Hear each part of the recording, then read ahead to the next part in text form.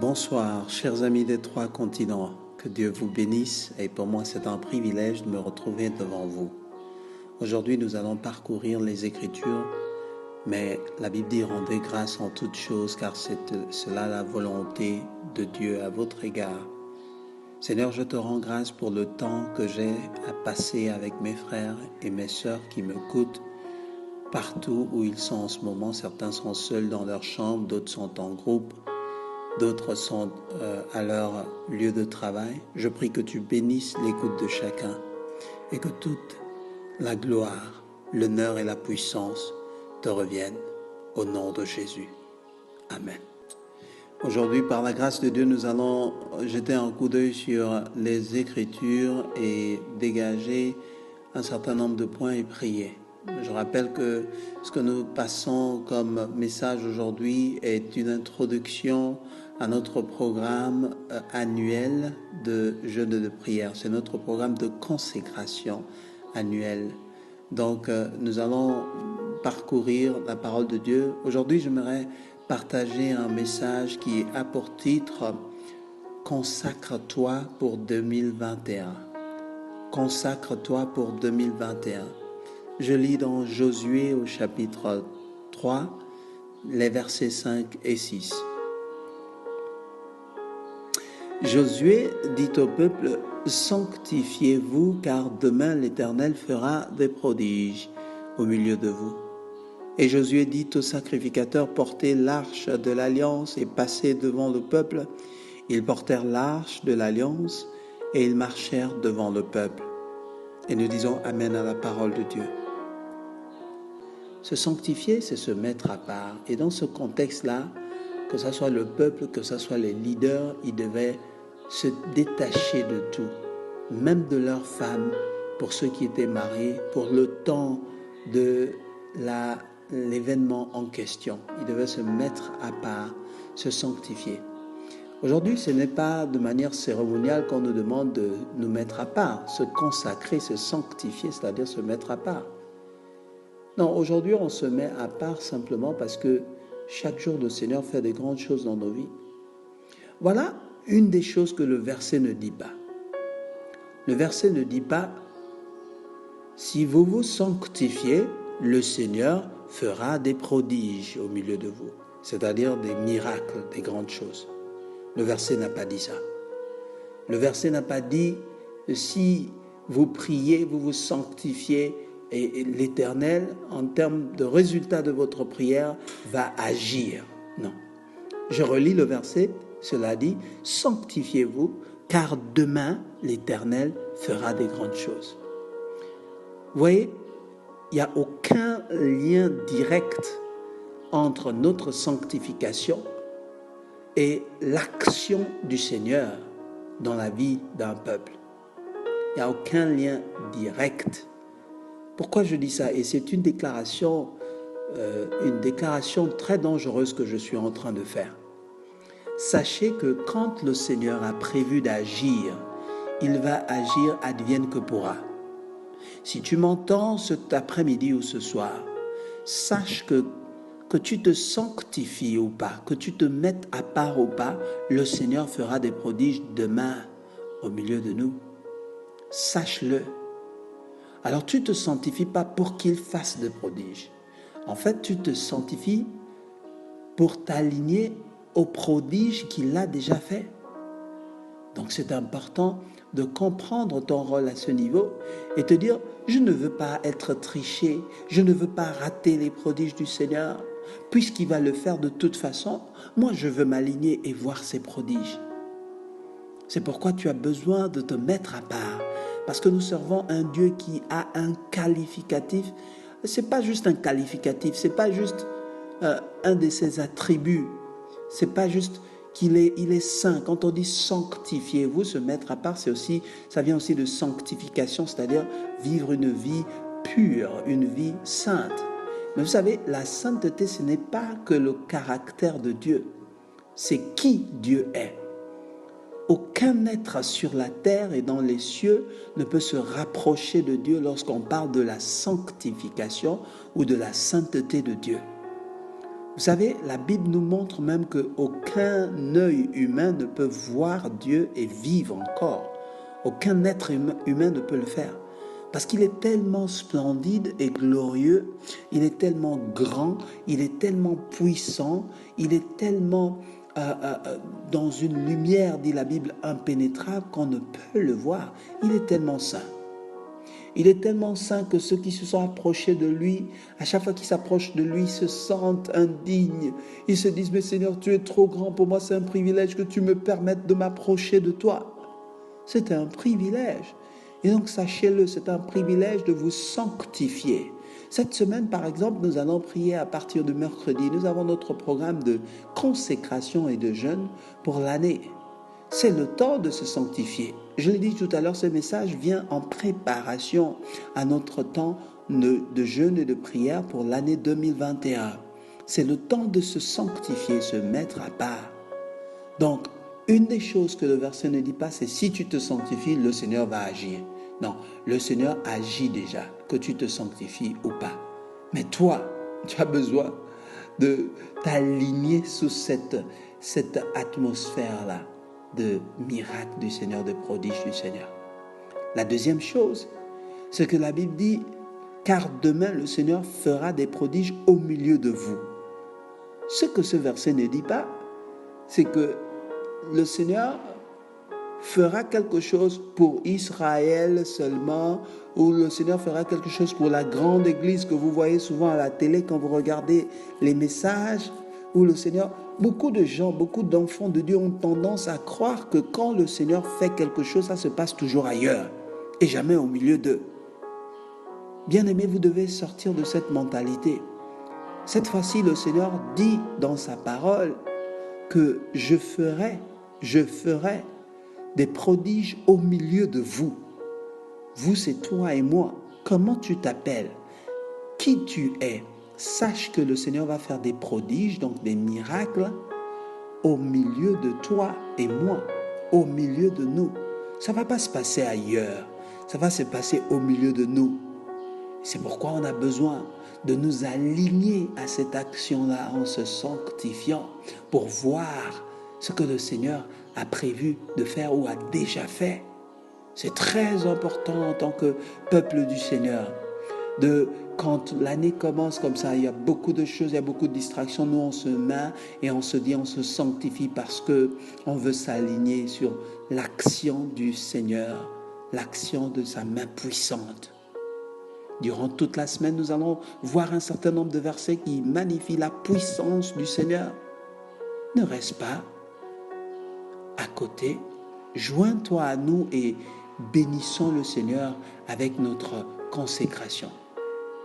La troisième partie du verset déclare, et Josué dit au sacrificateur, portez l'arche de l'alliance et passez devant le peuple. Vous savez, l'arche de l'alliance, c'est cette grosse boîte en bois qui symbolisait le Seigneur.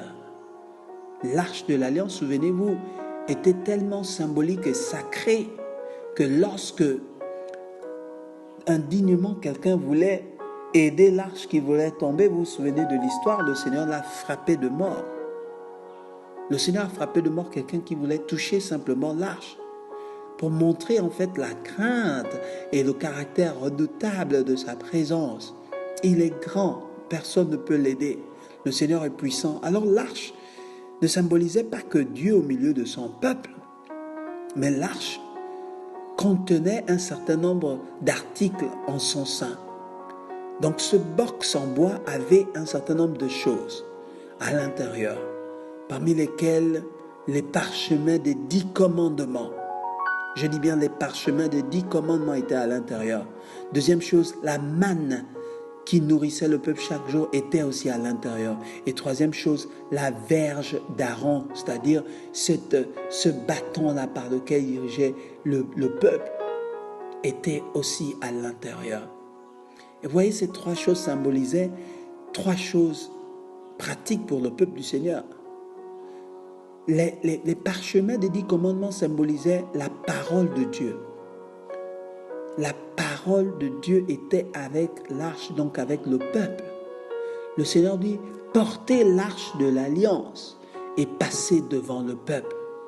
Vous voyez, on portait la parole de Dieu qui devait donc être au milieu du peuple. C'est pourquoi nous ne magnifions rien d'autre dans notre communauté si ce n'est la parole de Dieu. Sachez-le, elle est toute puissante pour nous, elle est souveraine, elle a toute l'autorité, toute la puissance. Nous la magnifions. La deuxième chose, c'est la manne. La manne qui était à l'intérieur symbolisait les provisions de Dieu. Vous savez, Dieu était tellement fidèle que chaque jour, il nourrissait le peuple de la manne. Mais pour les plus gourmands, il voulait prendre des rations de plus d'un jour. Et lorsqu'il prenait des rations de plus d'un jour, avant le lendemain, ces rations-là pourrissaient en fait. Le Seigneur voulait prouver sa fidélité en donnant au peuple ce message. Chaque jour suffit sa peine. Je prends soin de vous. Ne vous inquiétez pas du lendemain. C'est ce que le Seigneur dit à quelqu'un qui m'écoute en ce moment. Tu t'inquiètes trop. Ne t'inquiète pas pour le lendemain. Le Seigneur lui-même prend soin de toi. Chaque jour, le Seigneur va te montrer ses provisions. Quand on dit ses provisions, c'est ce qu'il te donne pour vivre, sache-le. C'est ce qu'il te donne pour vivre. Donc, ton travail en fait partie. Donc, tes affaires en font partie. Donc, tes contacts en font partie. Donc, tes contrats en font partie. Donc, tes relations, tes partenariats d'affaires, tout ce qui te procure de l'argent et des vivres pour prendre soin de toi et ta famille s'appelle des provisions. L'argent aussi fait partie de cela. Le Seigneur te le donne. Il dit, fais-moi confiance. Si tu n'as pas eu ça aujourd'hui, ne te morfonds pas. Demain, c'est un autre jour. Je le fais pour toi. C'était donc au milieu du peuple. La troisième chose qui était dans cette arche-là, c'était donc le bâton d'Aaron. Et ce bâton-là symbolisait l'appel du Seigneur. Souvenez-vous que quand je lis le verset 6, la Bible dit, Josué dit aux sacrificateurs, c'est-à-dire les prêtres, c'est-à-dire les personnes qui étaient dédiées à une tâche particulière. Portez l'arche. Qui est sacrificateur de nos jours? Est-ce le pasteur seulement? Non. Vous savez, le souverain sacrificateur qui a, pendant sa mort, brisé le voile, déchiré le voile du haut en bas, de telle sorte qu'il n'y ait plus de différence entre un sacrificateur qui était le pont entre Dieu et nous. Il n'y a plus cette différence-là. Le seul souverain sacrificateur, le seul pont, le seul intermédiaire, le seul médiateur entre Dieu et les hommes, c'est Jésus-Christ de Nazareth. Aucun homme de Dieu sur la terre ne peut jouer le rôle de pont entre Dieu et les hommes. Il ne peut pas. Il peut vous coacher à aller chercher Dieu. Il peut vous encourager à parler à Dieu. Il peut vous encourager à être fidèle dans ce que vous faites pour le Seigneur. Mais il ne peut jamais être le pont entre vous et Dieu. Le Christ l'est. Il y a un seul médiateur entre Dieu et les hommes, dit la parole de Dieu. À savoir Jésus-Christ. Jésus-Christ de Nazareth. C'est pourquoi sachez-le. Portez l'arche de l'alliance. C'est-à-dire porter la parole de Dieu. Ayez en tête les provisions du Seigneur. Ayez en tête l'appel que Dieu a fait à votre égard. Le Seigneur vous appelle à des grandes choses. Quel est le plus grand appel? Si vous oubliez tout ce que j'ai dit, vous avez un grand appel dans votre vie. C'est l'appel d'être comme Dieu.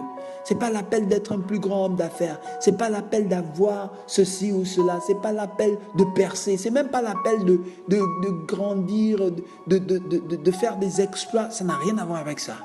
Si vous oubliez tout, l'appel que tous les enfants ont, c'est d'être saints. La Bible dit, soyez saints, car je suis saint.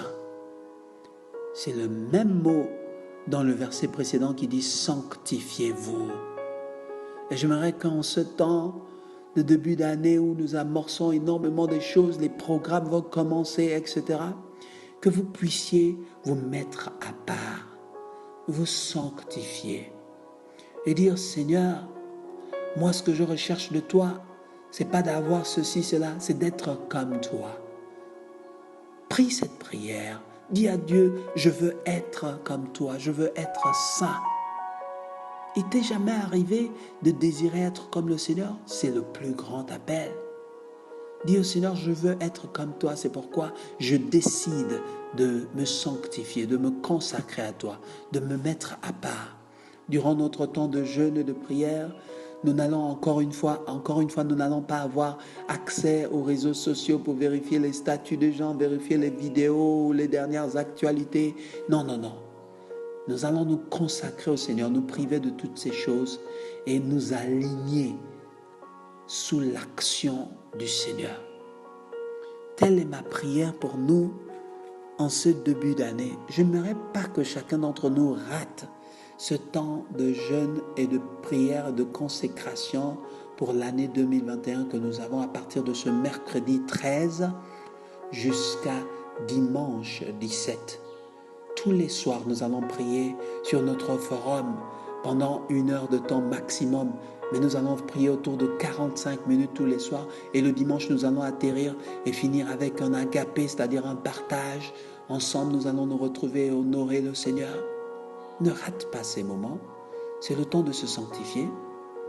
Pour conclure, j'aimerais lire la parole de Dieu dans le livre de Job, Job 42, 5. La Bible déclare, « Mon oreille avait entendu parler de toi, mais maintenant mon œil t'a vu. » Mon oreille avait entendu parler de toi, et maintenant mon œil t'a vu. Beaucoup de gens restent dans la première partie, c'est-à-dire ils ont entendu parler du Seigneur. Amplement.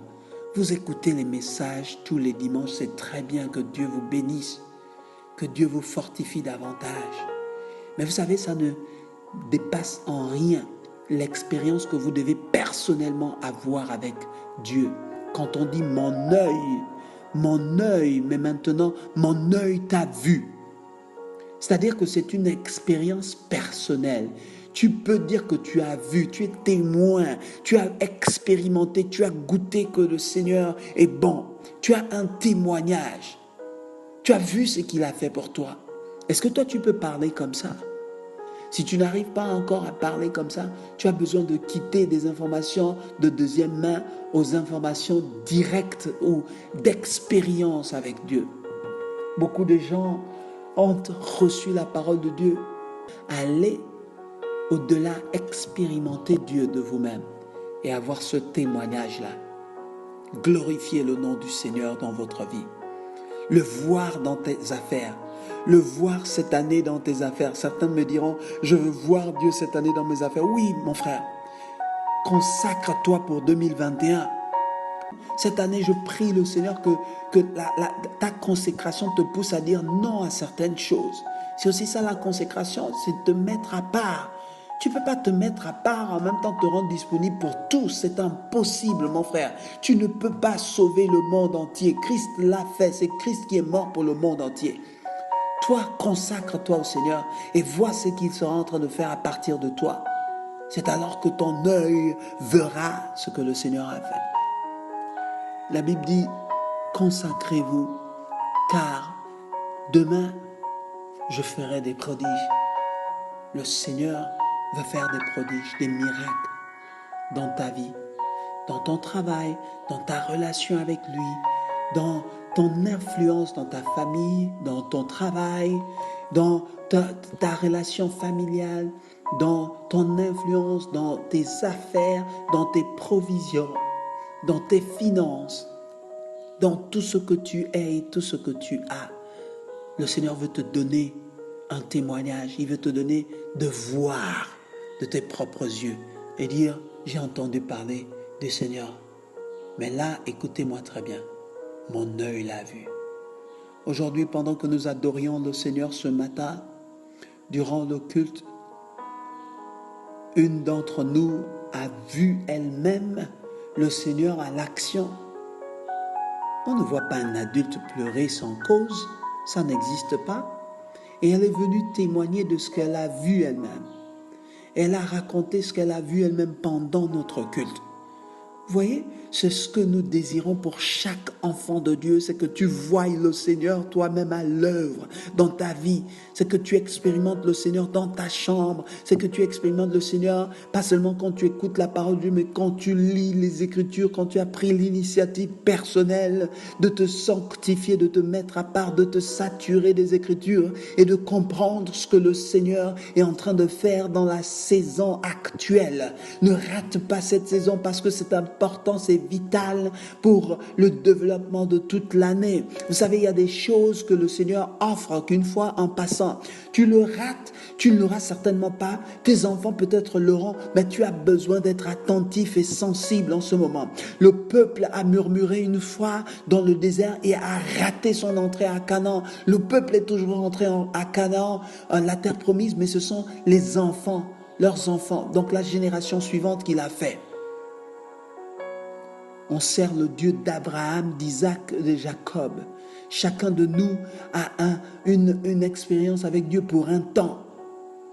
Peut-être que toi, tu es la deuxième génération. Abraham, Isaac et Jacob, ça veut dire c'est un Dieu intergénérationnel qui travaille avec nous et après, il va arrêter parce que notre temps aurait expiré. Il va travailler avec nos enfants. Mon frère, si tu penses que tu as assez de temps, tu perds le temps, tu ne te consacres jamais au Seigneur, tu ne veux pas voir sa main, tu ne veux pas l'expérimenter de façon personnelle, je te dis que les choses vont aller vite et puis tu vas remarquer maintenant que tu es vieux ou tu n'as plus assez de temps, ce sera fini. Le Seigneur pourra travailler avec tes enfants, mais il ne va plus travailler avec toi. Et tu vas vivre dans un regret. Comment un enfant de Dieu peut-il vivre dans un regret? Tu ne devrais pas vivre dans le regret. À chaque fois que tu peux, expérimente Dieu. Prends du temps dans ta chambre. Tu regardes trop Facebook. Prends du temps dans ta chambre. Lis la parole de Dieu. Expérimente Dieu. Dis Seigneur, je veux te voir. Dis Seigneur, je veux m'aligner parce que je sais que tu es en train de faire des prodiges. Je ne veux pas rater ça. C'est pourquoi, Seigneur, je viens à tes pieds. Je m'agenouille devant toi pour chercher ta face. Prends l'initiative de le faire. Et tu verras le Seigneur faire des choses. Que Dieu te bénisse durant le temps que nous allons passer. Ce message n'est peut-être pas populaire, mais il est pour toi. C'est un appel pour 2021. Ne laisse pas cette année s'écouler sans que tu n'expérimentes le Seigneur. Et nous commençons dès ce mercredi. Commence à prier au nom de Jésus. Amen.